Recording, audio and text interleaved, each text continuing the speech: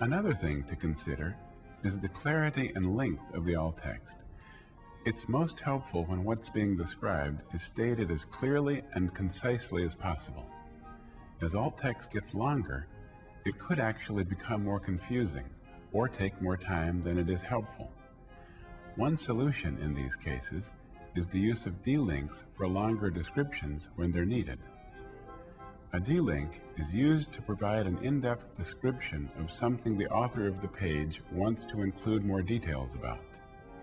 So the alt text gives you a quick description of the image's function. The D-link gives you a longer description if you need it. Let me load a page and show you what I mean by a D-link. Loading page. Load done. Sales exclamation software. Sales by category. Link D.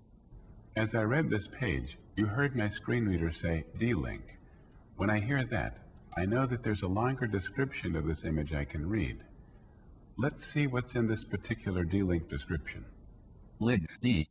Enter. Page has one heading and one link. Sales chart descriptive text version. The pie chart illustrates a categorical breakdown of the software sold by exclamation in 2001.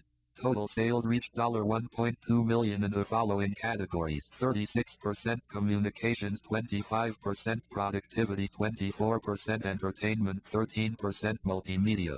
Link return to sales page. Now this is nice information to have, and because it was done as a D-link and not as alt text, I can choose to read it or ignore it.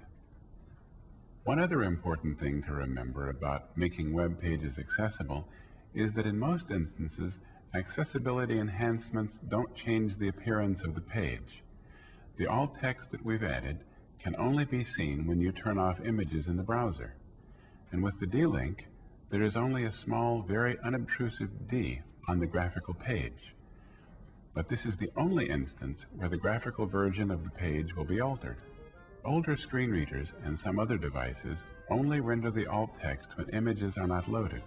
So, the best way to know how effective your alt text really is to turn off images in the browser, or view your pages with a text-only browser, such as links, and see if you get all the information you want people to know about when they visit your site. In short, if you use alt text, everybody wins.